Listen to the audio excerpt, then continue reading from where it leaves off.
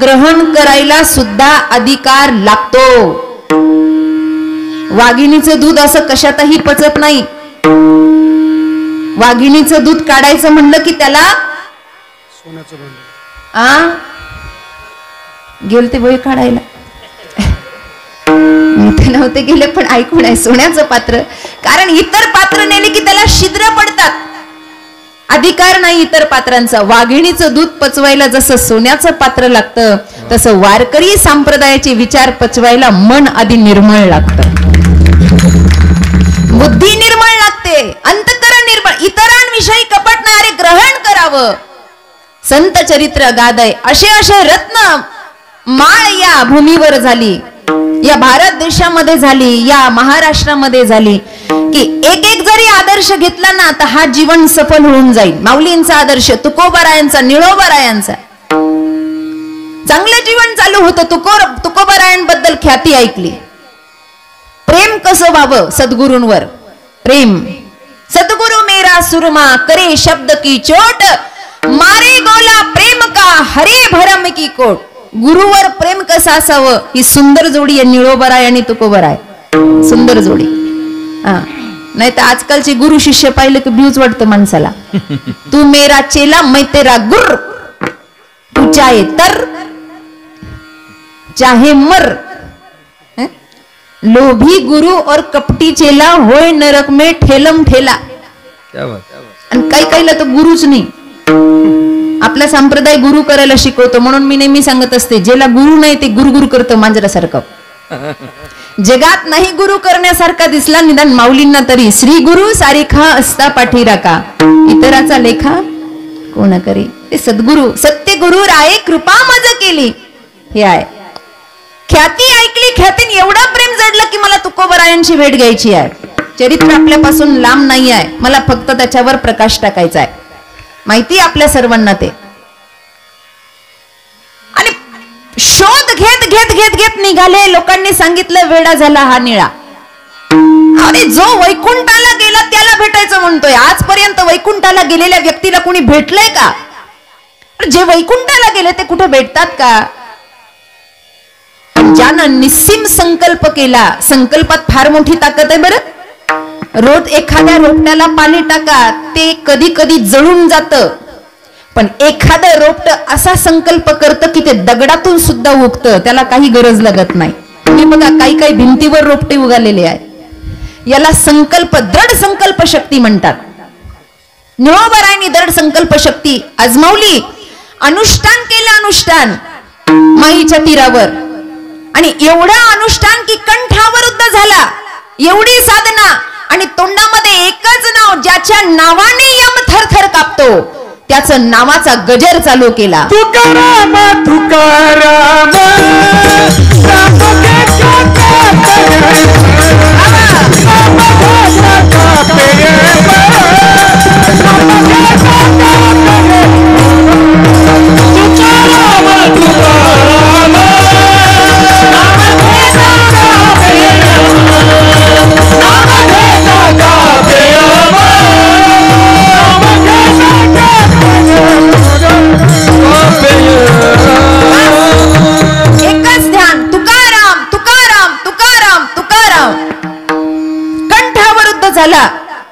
बस स्थिती थांबली शरीराची.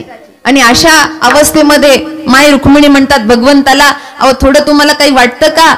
त्या निळोबाचं एवढं एकनिष्ठ भजन झालं, एवढा कंठावरुद्ध झाला, अहो श्वास रोखलाय. आणि लेकरासाठी तुम्हाला काही कसं वाटत नाही. तुम्ही जा.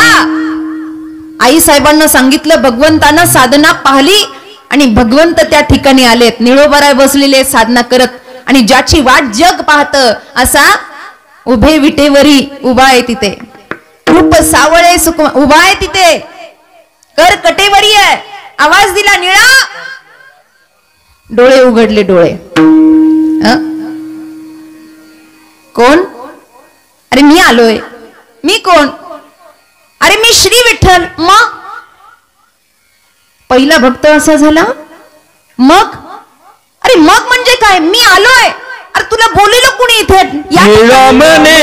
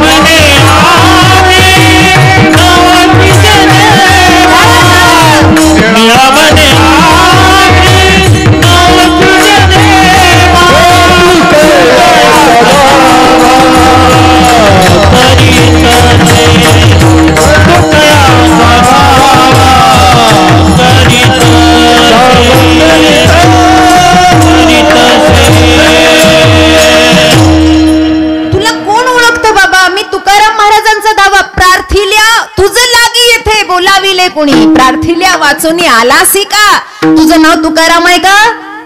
मग तू आलाच कसं काय? देवाला एवढं बोलण्याचं धैर्य साधारण व्यक्तिमत्वामध्ये नाही आहे, कळतं का? भगवंताला खजील झालं, भगवंताला मी कशाला आलो बुवा इथे? आणि मग भगवंत निळोबारायांच्या समोर आव्हान करतात, ठीक आहे तुझ्या सद्गुरूंची प्राप्ती होईल. तुकोबांना सांगितलं, तुकोबाराय जावं लागतंय आता उपदेश करायला, जावं लागतंय आता दर्शन द्यायला. एवढं सामर्थ्य की वैकुंठाला गेलेल्या तुकोबारायला धरणीवर आणण्याचं सामर्थ्य महाराष्ट्राच्या संतांमध्ये आहे. एवढी दिव्य ज्योत इथे प्रगटलेली आहे. उपदेश असा कुणीही कुणाला कसा करायचा तेवढा अधिकार पाहिजे. आधी केले मग सांगितले, आधी उपासना केली, आधी सोडलं मग लोकांना सांगितलं सोडा. नाथांकडे एक बाई आपल्या बाळाला घेऊन गेली आणि म्हणली, बाबा तुमचं सगळं गाव तुमच्या पाया पडतंय, सगळं गाव तुमच्या पाया पडतं, माझा मुलगा फार गुळ खातो, त्याला समजावून सांगा बरं. नाथ म्हणले, ताई 2-3 दिवसानं या ना. का हो? म्हणले या, मी सांगतो 2-3 दिवसानंतर. 2-4 दिवसानंतर ती स्त्री पुन्हा आली आणि म्हटली, बाबा तुम्ही म्हणले होते 2-3 दिवसानं समजावून सांगतो, आता बाळ माझं समोर आहे, सांगा बरं. नाथबाबांनी जवळ घेतलं, डोक्यावरून हात फिरवला, अरे बाळा कोणतीही गोष्ट अति करू नये, अति केली की त्याची माती होते, गुळ जास्त खाऊ नये बरं का, हा शरीराला उष्णतादायक आहे. बाई म्हणली, एवढं लेक्चर द्यायचं होतं तर त्या दिवशीच द्यायचं होतं, मला वाटलं फुकट तासभर प्रवचन ऐकायला भेटेल, एवढंच सांगायचं होतं, त्या दिवशीच सांगायचं. बाबा म्हणले, त्या दिवशी मीच गुळ खाणं सोडला नव्हता तर याला कसं सांगू? विठ्ठल विठ्ठल.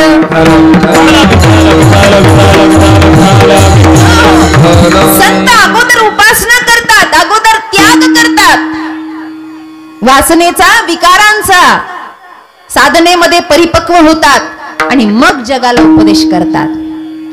म्हणून काही लोक म्हणतात ना, जेवढा संतांचा परिणाम होतो तेवढा साधारण लोकांचा परिणाम होत नाही. अरे साधनाच नाही तर परिणाम जगावर होईल कसा? लोक ऐकतात आणि कपडे झटकून निघून जातात. कीर्तन झाल्यावर बऱ्याच लोकांना कपडे झटकायची सवय असते की नाही? असती ना, उठले की कपडे झटकतात. आमच्या बाया तर लई झटकतात, जसं काय काय लागलंय अंगाला, कपडे झटकले की चालल्या. मी आपलं एकदा सहज विचारलं, का म्हणलं कपडे का झटकतात? ते म्हणले, घरचं झालं थोडं व्याह्याने धाडलं गोड, घरी काय कमी आहे म्हणून तुमचे विचार घेऊन जायचे, हे तुमचे तुम्हालाच मंडपात राहू द्या. कळलंय का? हे इथेच सोडून द्यायचं, म्हणून जगावर परिणामच होत नाही, कारण घेऊन जायला शिदोरी तशी परिपक्व नाहीये. महाराजांनी बोलावण समोर तशी क्रांती घडावी आणि मेलेलं मूल कीर्तनात जिवंत व्हावं. पोटी मायारी गेलं, बाळापोटी मायारी गेलं, पोटी मायारी गेलं, बाळापोटी मायारी गेलं.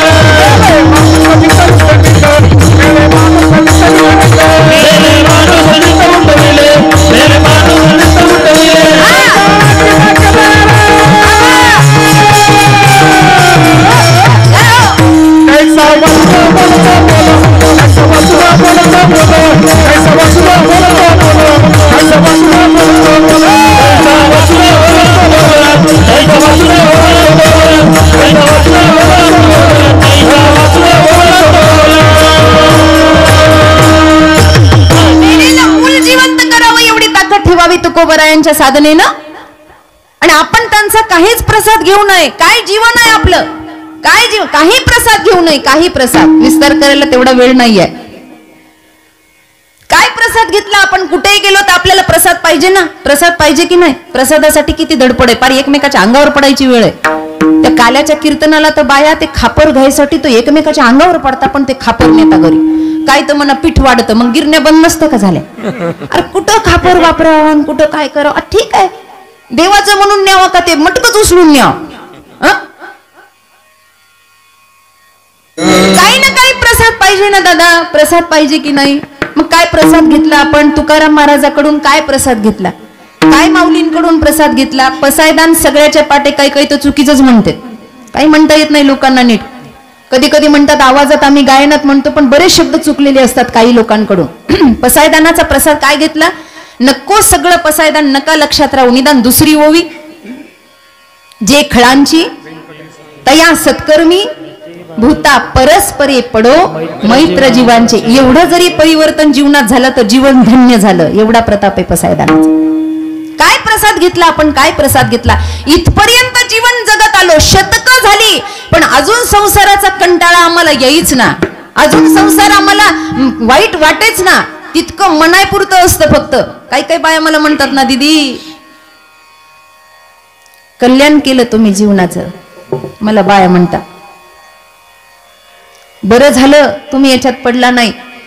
असं वाटतं कधी कधी सगळं सोडून द्या. आणि तुमच्या सोबत मी एका गावाला गंमतच केली. म्हणलं मी यंदा गाडी मोठी आणली, येतं का 5-6 जणी? त्या म्हणलं बाई आम्ही सहज म्हणलो, तुम्ही तर मनावरच घेतलं. असं कुणी कुणासाठी काही सोडत असतं का? सुटायची इच्छाच नाही ना. सुटा याचा करीतो उपाय, जो जो पाय गोवी येले. आम्ही त्याच्यातून उपाय करतोय, वेगवेगळे उपाय. उठा जागे वारे, आता हे कशासाठी आहे? उठण्यासाठीच आहे. जागा जागा रे बाईंनो जागा, हे जागा होण्यासाठीच आहे. पण आमची इच्छा नाहीये, तेवढ्यापुरता आम्हाला कंटाळा येतो. कितीही संसार, कितीही लग्न थाटामाटात होऊ द्या, एक गोष्ट लक्षात ठेवा, एक वाक्य असं मनाच्या कुपीत ठेवा. संसाराची सुरुवात गोड आहे पण शेवट कटू आहे. संसाराची सुरुवात गोड आहे, शेवट कठीण आहे. परमार्थाची सुरुवात कठीण आहे, शेवट गोड आहे. आता इथं बसलेले सगळेच तुम्ही नवरदेव होतात ना? नाही तर मग कुंभमेळा आलाय आता.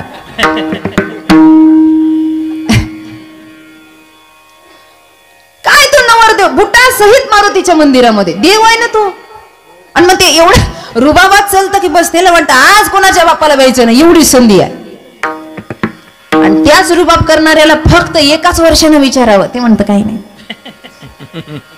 काही खरं नाही, जे ते बरं आहे. झाकली मोठ 1.25 लाखाचे कशाला उगाच. आमच्या बाया तर फार अवघड आहे फार. पण ह्या इतक्या आगाऊ आहे. नवऱ्याचे आणि बायकोचे जर भांडणं झाले, आमच्यासारखा एखादा महाराज जर मध्ये पडला तर 5 मिनिटं यांचं ऐकून घ्यायचं. आणि 5व्या मिनिटाला जर आपण म्हणलं ना, का हो दादा एवढा कशाला त्रास देता, तुम्हाला देवानं बुद्धी दिली, अशा 4 गोष्टी जर सांगायला लागलं ना, ही आमच्या तोंडाकडे पातीन म्हणते, जाऊ दे महाराज नका बोलू, तसा पप्याचा बाप बरा आहे. म्हणजे यांनाच आवडत नाही. संसारात कंटाळाच अजून येईना. प्रसाद काय घेतला? एवढे वर्ष झाले, एवढे शतक झाले, माऊलींचा हरिपाठ अजून शिळा होत नाही. माय ज्ञानेश्वरी अजून जुनी होत नाही. उलट ते नाविन्यानं रूप प्रगट होतं. आणि तोच प्रसाद जेव्हा आपण जीवनामध्ये अवलंबू, तेव्हाच जीवनाचं हित होणार आहे, त्याच्याशिवाय होणार नाही. नाही तर याच्यात फसलोय ना, निघायची इच्छा नाही. गटारामध्ये एखादा सुकर पडलेला असावं. सुकर कळतं ना? सुकर अहो डुक्कर पडलेलं असावं गटारामध्ये. आणि त्याला उठण्यासाठी काढण्यासाठी एखाद्यानं प्रयत्न करावा आणि त्याला वाचा फुटावी. असा प्रयोग झाला एका ठिकाणी. काही वाईट कर्म केलं, मरून तो सुकर झाला, डुक्कर झाला आणि त्याच गावाच्या गटारात फसला. मुलगा चांगला सत्संगी होता. त्यानं बापाचं श्राद्ध करावं म्हणून काशीवरून ब्राह्मण बोलवले. आपल्या हिंदू धर्माच्या मंत्रामध्ये फार मोठी ताकद आहे. पूर्वी काही बंदुकीच्या गोळ्या नव्हत्या. पूर्वी युद्ध करायचं म्हणल्यावर काय असायचे? धनुष्य. आम्ही काय प्रचाराला आले का? बोला ना तुम्ही. बाण होता की नाही? बाण असा डोक्यासमोर धरायचा, मंत्र म्हणायचा आणि तो सोडायचा. तर्कसातला बाण, त्यानं मनुष्य मरायचा. ही बाण शक्ती कुठून आली?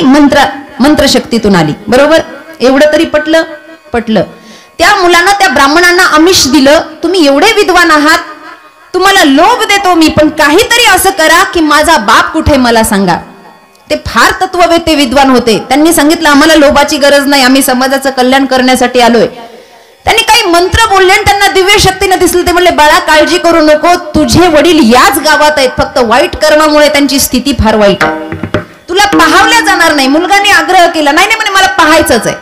ब्राह्मणाने हाताला धरलं, गावाच्या बाहेर तो नाला होता, त्याच्यात गटारात फसलेले त्या सुकराला दाखवलं, आ तुझा बाप आहे म्हणे.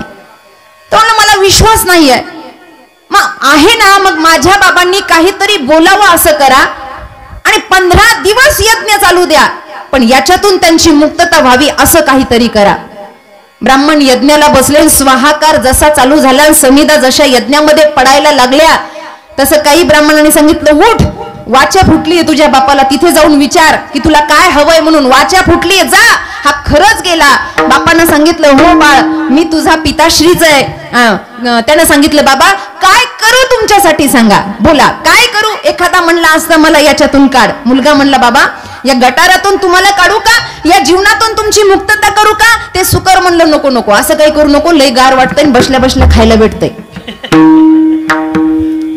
निघायची इच्छा कुणाची आहे?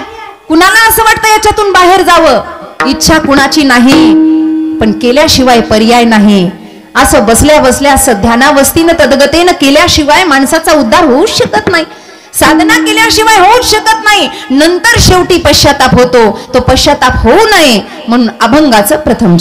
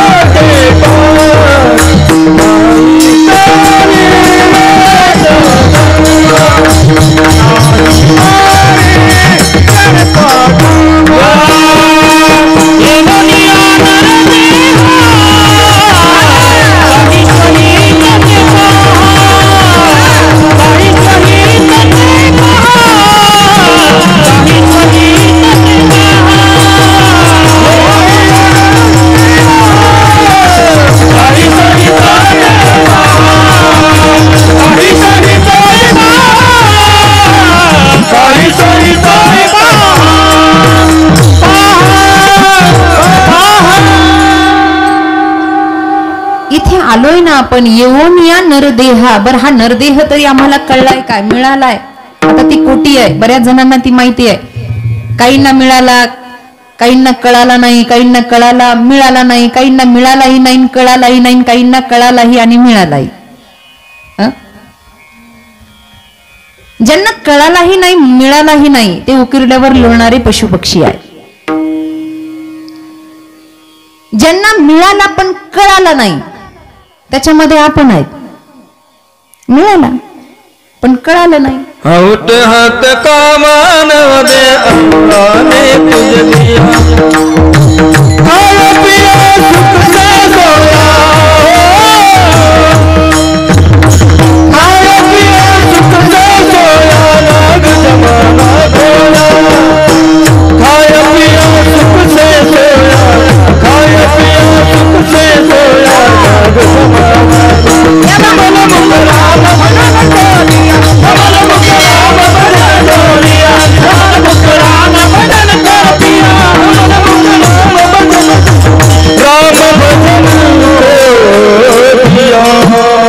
बेकार वो मुख है जो हरि का सुमिरन ना किया करे, कमल मुख राम भजन को दिया. हे सगळं झालं पाहिजे. मिळालं पण कळालं नाही. किराणा दुकानदार होता, एक लेकरू समोर खेळत होतं त्याच. आता बाप पैसे मोजत होता. 1 2 3 अशा हिरव्या नोटा होत्या. हिरव्या 500च्या हिरव्याच आहेत ना, हिरव्याच आहेत का, कशा आहेत, पारवे आहेत? हा होत्या का पहिले, आता कशा आहेत?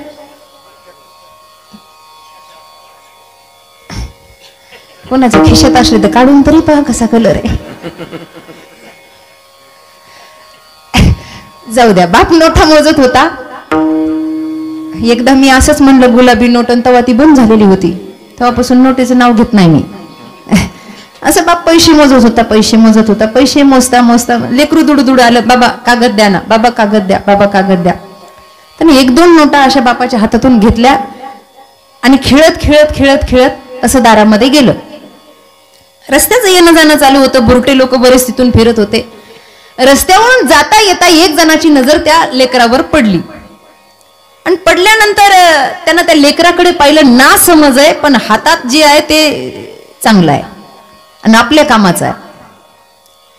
आता किराण दुकानदार म्हणल्यावर खाण्यापिण्याला तिथं कमी नाही. त्यानं विचार केला, हे लेकरू काही खाण्यापिण्यावरून भाळणार नाही.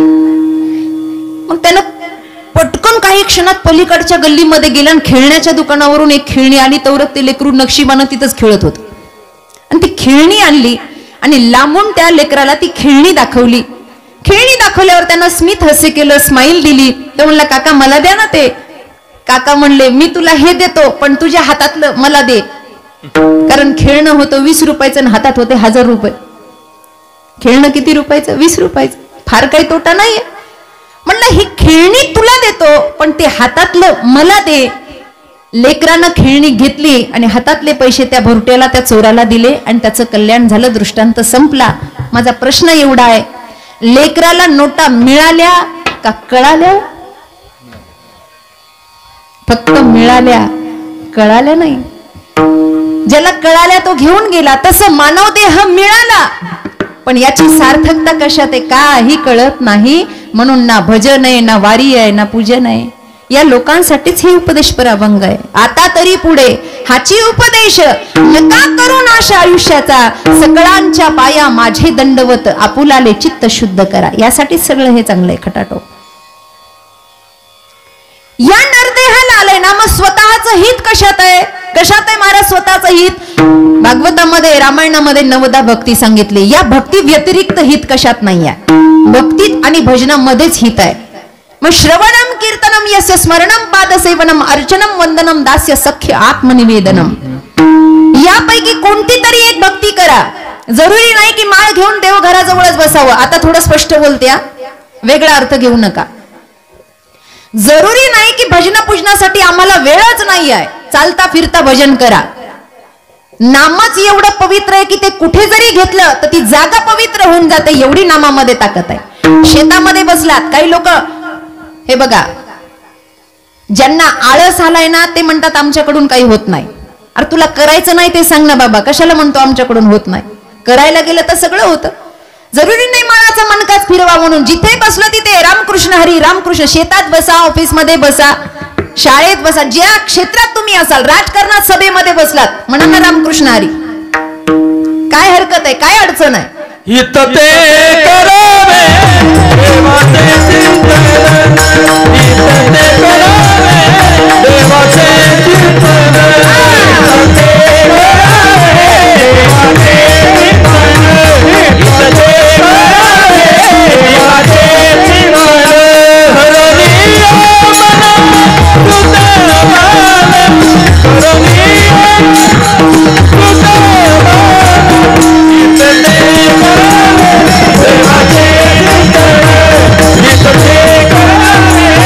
देवाचे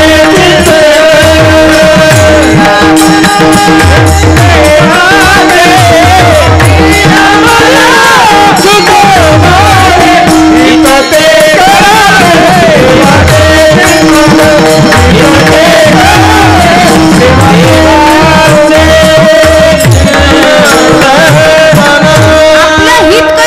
देवाचे चिंतन. ऐका, काय हरकत आहे? या तोंडानं रिकामी बडबड केल्यापेक्षा, जगाचा बायोडोटा गोळा केल्यापेक्षा, हे बघा एक गोष्ट लक्षात ठेवा, संसारिकानं कधीतरी मुक व्हावं.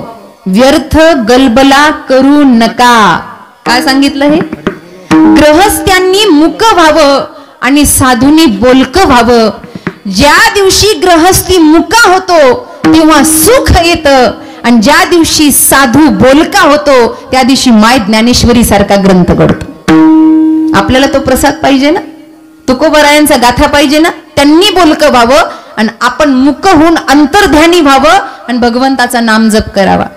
ज्यांना नामाची आवड आहे त्यांनी नाम जप करावं. स्वतःचं हित कशा कशामध्ये आहे? एक तर देशाची सेवा करावी, अनाथांची सेवा करावी, गो सेवा करावी, साधू गो ब्राह्मणांची सेवा करावी. जरुरी नाही माळ जपतोय दुसऱ्याला धन देत नाही, काय उपयोग त्याच्या माळ जपण्याचा. त्यापेक्षा गोरगरिबांची सेवा करतोय, घरामध्ये पंक्ती चालू आहे. काही काही लोकांना मोठेपणा दाखवायची फार सवय आहे. थोडंसं विषयांतर होईल पण बोलते. मोठेपणा दाखवायची फार सवय आहे. घ्या ना माझा हात मोडता का, इथून उपाशी जाता का, त्याला उलटे होतात नंतर एवढं खाऊ घालतोय. अरे पण रोडवर कोणीतरी उपाशी बसलेला आहे, त्याच्या पोटामध्ये अन्न द्या ना, ही सुद्धा भगवंताची सेवा आहे, त्याने सुद्धा माणसाचं हितच होत आहे. दोन गोष्टीसाठी देह पडावा, एक तर माऊली माऊली म्हणत देह पडावा, नाही तर देशाची सेवा करता करता रणांगणात आपला देह पडावा. निदान एवढं तरी या भारताच्या भूमीत व्हा. देह जावा अथवा राव पांडुरंगी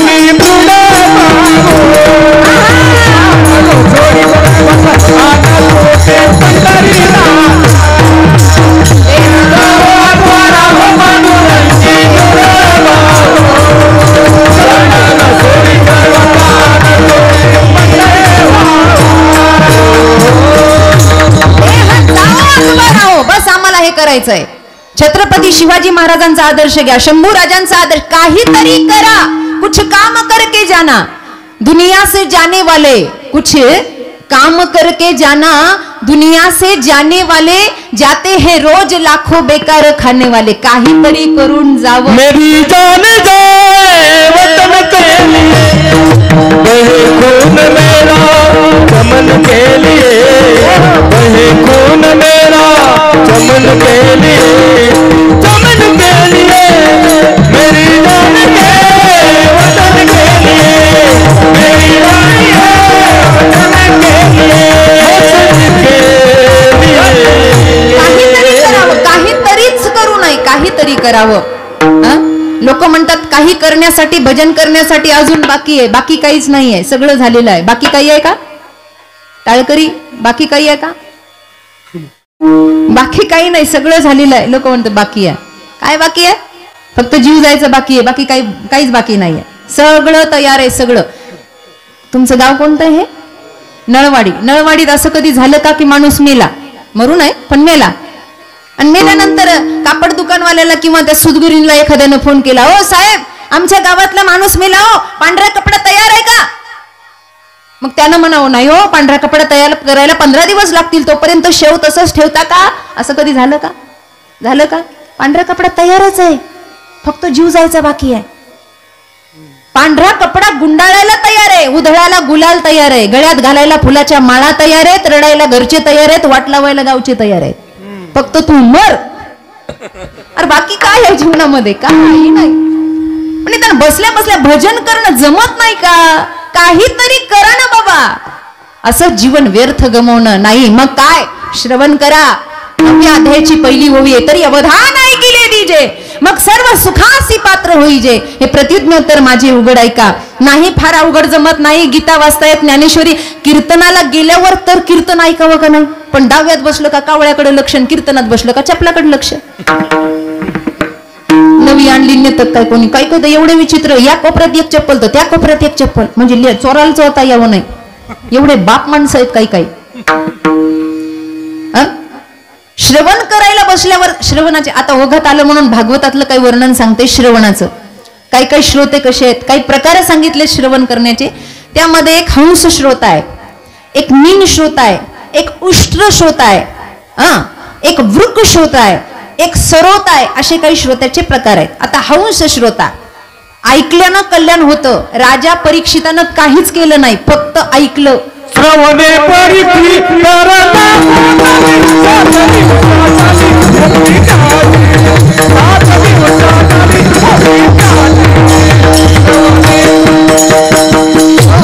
पावणे 12 झालेत. राजा योगेंद्र शुकाचार्यांनी फक्त सांगितलं आणि राजानं ऐकलं. ऐकण्यानं श्रवण होतं, म्हणून हंस श्रोता. आता हंस कसा आहे? हंस पाहिला? हंस कसा आहे? दूध वेगळं आणि पाणी वेगळं, हा हंस श्रोता आहे. तसं दृष्टांत आणि सिद्धांताची कीर्तनकाराने कथाकारानं जोड लावली आणि हंस वृत्तीचा श्रोता जर बसलेला असला तर तो दृष्टांताकडे फार लक्ष देत नाही, तो फक्त सिद्धांत घेतो. काही काहीच फक्त दृष्टांताकडे लक्ष असतं. हा हंस फक्त गोड मनाला लागणार पाहे पा दूध पवित्र आणि गोड, जे त्वचेच्या पदराआड असतं गोचिड ज्याला कधीही ग्रहण करत नाही, पण हंस मात्र फक्त दूध घेतो पाणी बाजूला काढून टाकतो. हा हंस श्रोता आहे कीर्तनात बसलेला. दुसरा आहे मीन श्रोता. मीन पासा, मासा जसा पाण्यामध्ये आहे, पाण्यामध्ये मासा झोप घेतो, जावे त्याच्या वंशा तेव्हा कळे, ते त्याच्यातल्या त्याच्यातच मग्न असतं. तसं मीन श्रोता जर कीर्तनात बसला तर तो एवढा तल्लीन असतो, एवढा तल्लीन असतो, एवढा तल्लीन. आता 8-10 दिवसापूर्वी घडलेला दृष्टांत आहे. कीर्तनात बसले 2 जण अशा समोर. आता ओळखीचे माणसं असल्यावर मला चेष्टा मस्करी करायची सवय. समोर बसलेले आपलं माझंच लक्ष चाललं, ते शेजारचं त्याच्या अंगावर एवढं पडत होतं झोपीत, एवढ्या डुकल्या घेत होतं का डायरेक्ट अंगावर पडायचं. आता मला हसू यायचं, पण कीर्तनात हसावं कसं? स्त्री म्हणून एक मर्यादा आहे, कुठे कसंही वागता येत नाही. समोरचा व्यक्ती त्याच्या अंगावर पडायचा. त्यानं एकदा सहन केलं, 2दा सहन केलं, 3दा सहन केलं, माझ्या देखत चालू कीर्तनात त्याच्या टाळक्यात मारली त्यानं. मला काय अक्कल विक्कल आहे का नाही का? देव देत होता तेव्हा चाळणी घेऊन गेला होता बुद्धी वाटताना. कुठे गेले म्हणलं? हे कीर्तन असं झोपतात का म्हणला? एवढं झोपतात का? माझ्या अंगावर पार मी पडायला लागलो म्हणला, एवढं झोपतात का? ते त्याला खवळलं बरं का, मला लई बरं वाटलं. आणि कीर्तन झाल्यावर मी म्हणलं, दादा हे असे श्रोते असले ना तर कीर्तनाला रंग येतो बरं का. तर म्हणलं काय झालं दीदी? म्हणलं तुम्ही त्याच्या डोक्यात फटका मारला आणि तुम्ही किती छान कीर्तन आहे, तुम्हाला विक्षेप होत होता. ते म्हणलं तसा गैरसमज करू नका, ते अंगावर पडत होतं माझी झोप मोडीत होतं. म्हणजे आपल्याच नादात काही जगाशी घेणं देणंच नाही. मीन श्रोता असा आहे तो आपल्याच रंगानं परिपूर्ण. पाण्यामध्ये जसा त्याचाच अनुभव त्याला आहे तसा एक उत्तम श्रोता आहे. काही वृक शोधे, दुसऱ्याला ऐकू देत नाही, आपणही ऐकत नाही. काही लोकांना तर तोंडात अशी नख खायची सवय कीर्तनात. असे नख खाती नाही, शेजारच्या सांगावर थू. तो पाहुणा आहे का रावळा आहे काही पाहणार नाही. काही उष्ट श्रोतात उंटासारखे, उंट असा उंच आहे आणि तो जात असताना त्याला हिरवा पाला कधीच दिसत नाही, त्याला दिसतात काटे. तसे काही उंट श्रोते, उंट वृत्तीचे श्रोते आहेत, ते फक्त दृष्टांताकडेच लक्ष देतात, सिद्धांत त्यांना कधी पटतच नाही. विठ्ठल विठ्ठल. श्रवण करा, श्रवणानं माणसाचं कल्याण होतं. चिंतन करा, श्रवणम कीर्तनम यस्य. कीर्तन म्हणजे भगवंताचा गुणानुवाद करा. श्रवणम कीर्तनम यस्य स्मरणम. आपण काय ऐकलं काय पाहिलं याचं स्मरण करा. देवघरामध्ये गेलो, देवळामध्ये गेलो, ज्या देवाला पाहिलं त्याला पुन्हा पुन्हा पाहत राहणं याला स्मरण असं म्हणतात. स्मरण करा. श्रवणम कीर्तनम स्मरणम यस्य पाद सेवनम. भगवंताची अर्चना करा, आरती करा, रोजच्या देवघरातल्या देवांची पूजा करा आणि त्या देवासाठी नैवेद्य रोज तुम्ही तयार करा. हे गृहस्थ जीवनाचे काही नियम आहे. याच्यापासून माणसाच्या जीवनाला वळण लागतं. एवढं जरी झालं नाही तर निदान एक घडी आधी मै पुण्यात तुलसी संगत साधू की हरे कोटी अपराध. यापैकी काही घडलं नाही तर सहज बोलणे हितोपदेश. ज्यांच्या बोलण्यानं माणसाचं कल्याण होतं अशा ज्ञानोबा तुकोबांच्या विचारात तरी माणसानं राहावं. कारण का येवोनिया नरदेहा काही स्वहित ते पहा. स्वतःचं हित करून घ्यायचंय. आणि जर याच देहामध्ये असून स्वतःचं हित कळलं नाही तर काय होतं? दुसरं नाही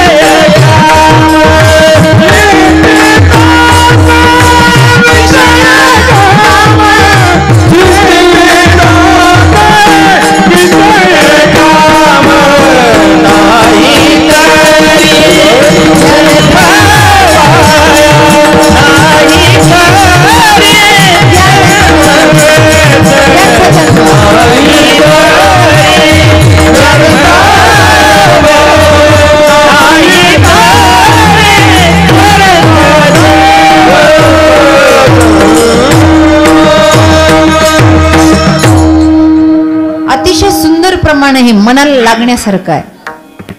नाहीतरी व्यर्थ जन्म. आद्यगुरु शंकराचार्यांचं या प्रमाणाला लागणारं एक अष्टक आहे. शरीरम स्वरूपम तथा वा कलत्रम यशश्चारु चित्रम धनम मेरुतुल्यम मनश्चेन लग्नं प्रभोरं त्रिपत्ने ततः किं ततः किं ततः किं ततः किं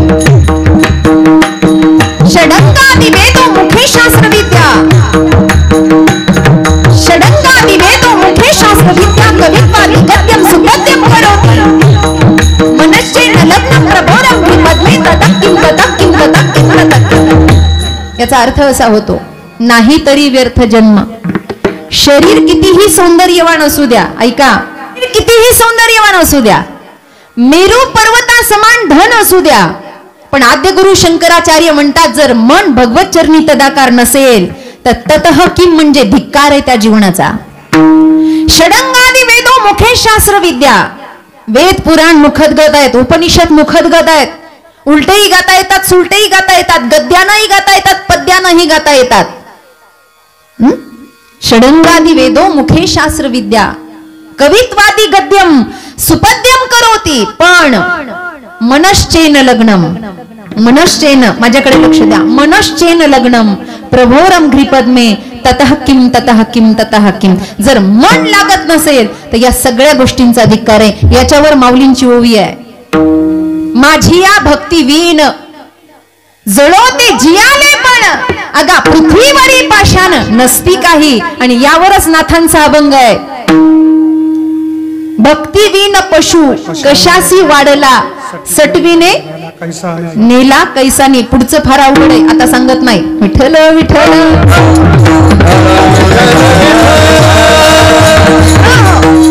ही प्रमाण आणि ही सूत्र कशासाठी आहेत? फक्त आपल्यासाठी. नाही तरी व्यर्थ जन्म. अरे इथे आलो आणि काहीच केलं नाही असं तोंड घेऊन वरती कसं जायचं? लाज वाटली पाहिजे ना आपल्याला. पाहुण्याच्या घरी जाताना, साधू दर्शनाला जाताना, मंदिरात जाताना, लेकी बाळीच्या घरी जाताना आपण खाली हातानं जात नाही, वरती खाली हातानं जायचं कसं? मग किती गुंठे घेऊन जायचं? सोन्याचा भाव वाढलाय, तोळे न्यायचेत बोला. काय न्यायचं वरती? काही नाही. सत विचारांची गाठोडी आहे, माऊलींच्या भूमीत आहे. वरती गेल्यावर विचारण्यात येईल कुठून आलात, तर लाज वाटली पाहिजे हे सांगायला. अरे माऊलींच्या भूमीतून आलोय पण काहीच केलं नाही. गर्व वाटला. क्या किया तूने जीवन गमा दिया, तूने जीवन गमा दिया, जिससे पाना था तो उसको दिया, जिससे पाना था तो उसको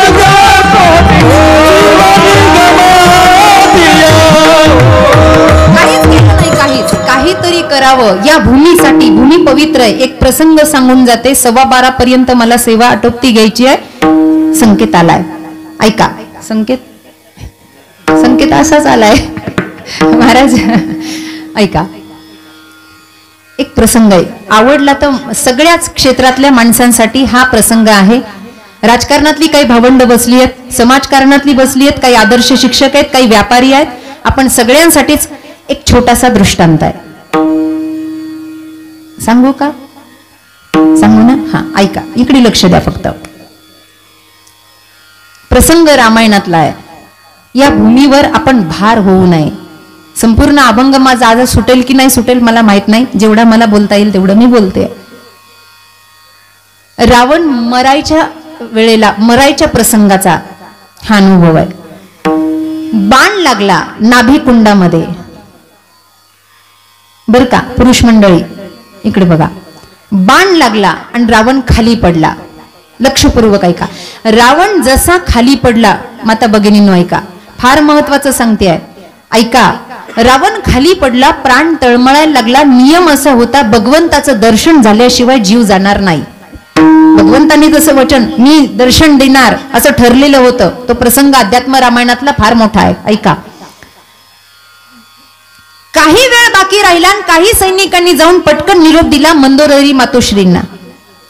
आई साहेब म्हणले वेळ थोडा राहिलाय, काही बोलायचं असेल तर बोलून घ्या. आयुष्यभर मंदोदरी समजावून सांगत होती पण त्याला कळालं नाही. शेवटी मंदोदरी माता त्या भूमीवर आल्या. प्रभू रामचंद्र हे दुःख सहन होत नाही, कारण एका सीतेमुळे सगळ्या स्त्रिया, बऱ्याच स्त्रिया विधवा झालेल्या होत्या. प्रभू रामचंद्र एका बाजूला जाऊन एका कोपऱ्यात जाऊन अश्रू गाळत होते, रडत होते. अंगावरचा पितांबर हातात घेऊन डोळे पुसत होते. पितांबर ओला झालेला होता. प्रसंग फार महत्वाचा ऐका. मंदोदरी माता जेव्हा रावणाच्या जवळ आल्या तेव्हा रावण जिवंत होता आणि आई साहेबांनी रावणाला विचारलं, का हो, काय केलीत अवस्था? काही पटतंय तुमच्या मनाला? ही तुमची अवस्था का झाली आणि काय केलंय तुम्ही? कळतं तुम्हाला तुम्ही कोण होतात? अहो, सौंदर्याच्या बाबतीमध्ये तुम्ही कमी नाही. रावण जरी राक्षस कुळातला होता तरी सुद्धा सुंदर होता. 10 आनंद, फक्त 10 मुखच नव्हते तर 10 प्रवृत्त्या सुद्धा होत्या. एवढं सगळं आहे तुमच्याकडे. काय कमी होती तुमच्याकडे सांगा मला? सौंदर्याच्या बाबतीत कमी नाही, संपत्तीच्या बाबतीमध्ये तुम्ही कमी नाही. काशा पितळाची सोडा, सोन्या नाण्याची घरं लंकेमध्ये आहेत. कशानं तुम्ही कमी नाही? कुबेराला तुम्ही कंगाल केलं, काय कमी आहे तुमच्याकडे? रावणाची टाप नाहीये बायकोच्या डोळ्यात डोळे घालवायची, चूक झाली आहे. रावण खाली पाहतोय. ऐका, मंदोदरी मातोश्री म्हणतात, धनानं तुम्ही कमी नाही, मानानं तुम्ही कमी नाही, आणि बळानं, अहो काय शक्ती होती तुमच्यामध्ये. तुम्ही पाय आदळला तर कैलास पर्वताला घाम फुटला, डगमगू लागला. जेव्हा तांडव स्तोत्र रावणाने म्हणलं, जटाटवी गलत जल प्रवाह वितस्थले, जटाटवी गलत जल प्रवाह वितस्थले, गले वलंब लंबेना विजंत तुंग मालिका. पुढचं म्हणत नाही.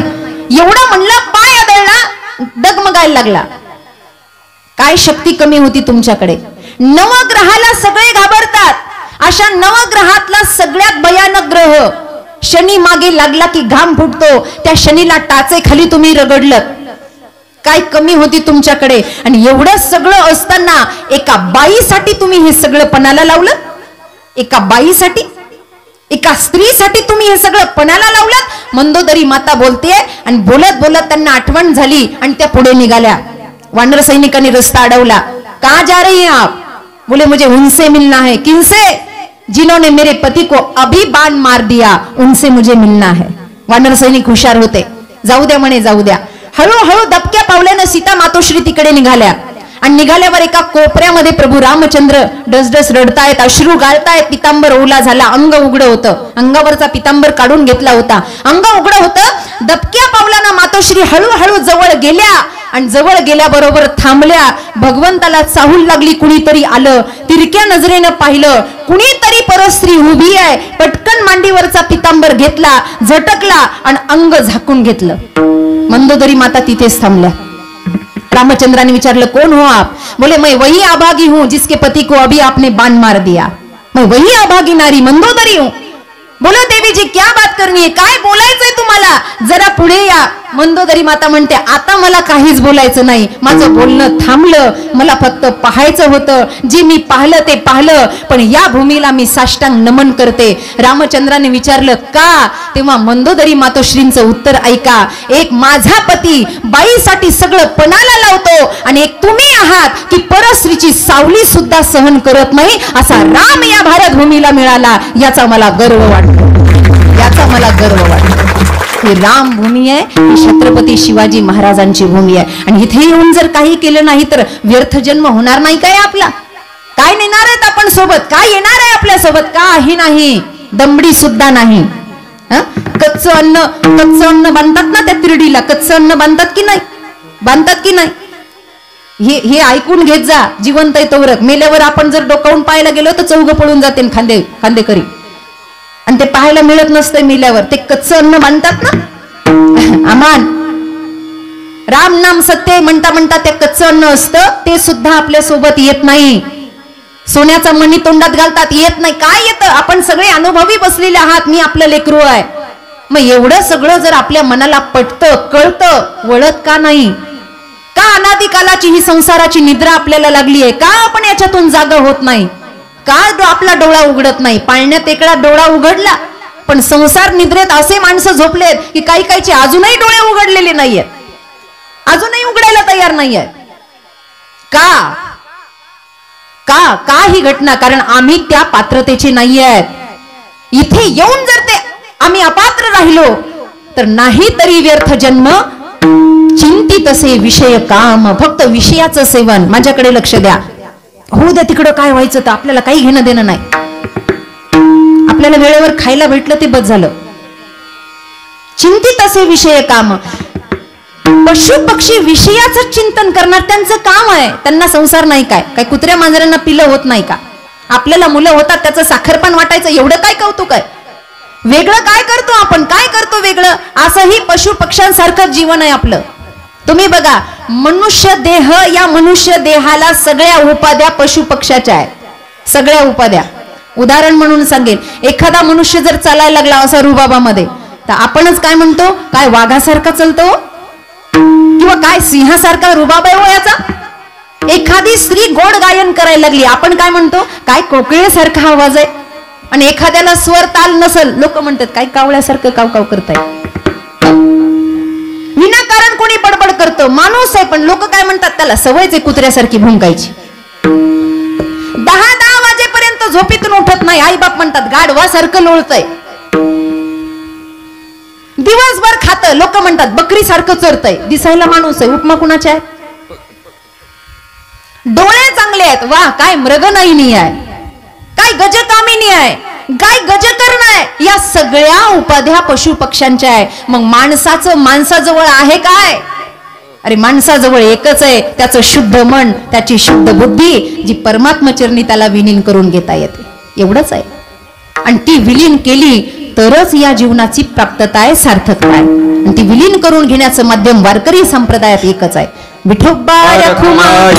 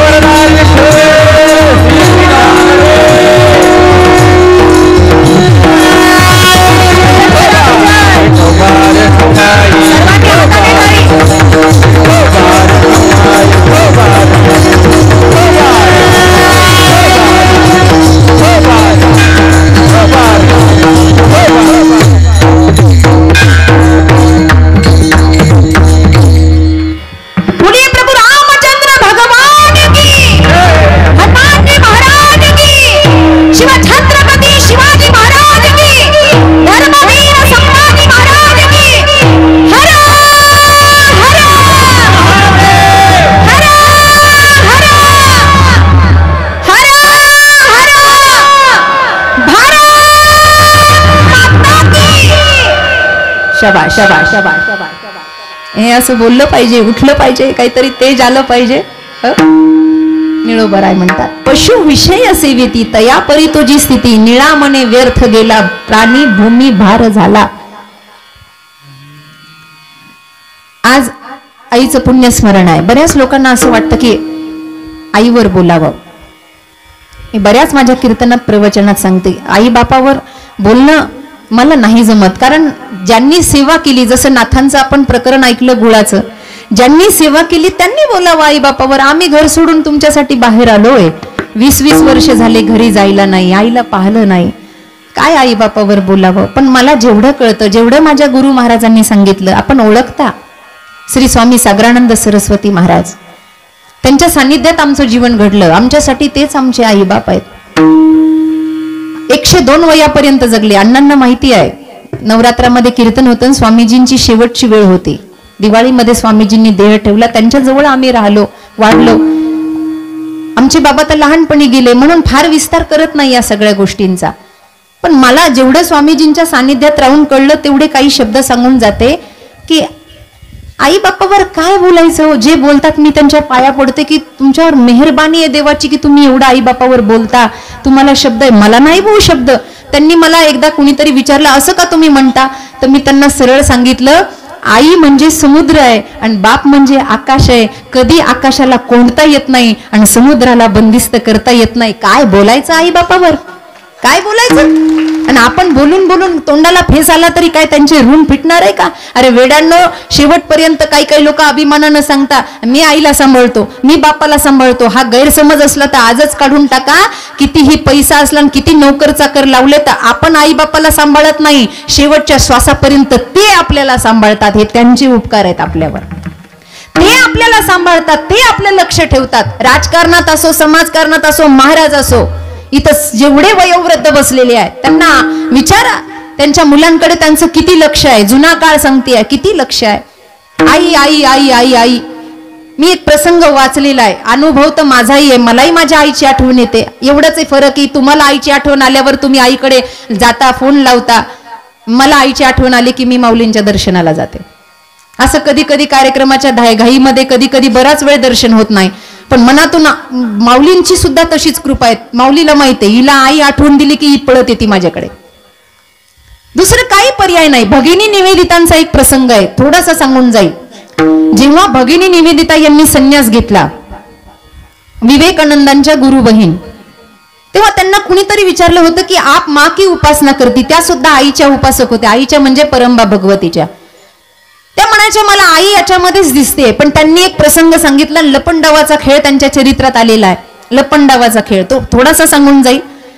लपंडाव, आता तुम्ही सगळी पुरुष मंडळी कामासाठी बाहेर जाता, आमचं माता भगिनी मंडळ घरामध्ये असतं.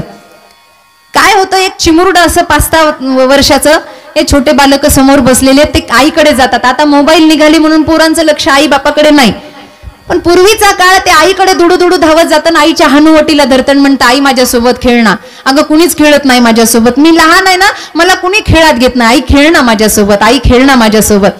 आणि मग ती आई किती सासूरवाशी नसले, मी पहिलं सांगते आताच सांगत नाही, पहिला सासूरवाशी नसली तरी ते कामामध्ये एक वेळ काढून ती त्या लेकरासोबत खेळते. आणि खेळता खेळता खेळता खेळता ते म्हणतं आई आपण असं करू, लपवा छपवी खेळू, म्हणजे लपंडावाचा खेळ खेळू. मग आई असं करतो, मी लपतो, तू डोळे झाक. आता खोटं खोटं मला सांगा, घर सगळं आईच्या पाठ आहे का लेकराच्या पाठ आहे? आईच्या पाठ आहे. मग ती काय म्हणते, बाळा मी डोळे झाकते, तू लपायला जा. आई डोळे बंद करते आणि लेकरू लपायला जातं. बरं, ते लपायला गेल्यावर आई एवढी हुशार, आई म्हणते अरे मागच्या पडद्याजवळ जाऊ नको, सकाळीच काचाची बाटली फुटली आहे, पायात घुसल. म्हणजे हिला माहिती ते कुठे लपणार आहे म्हणून.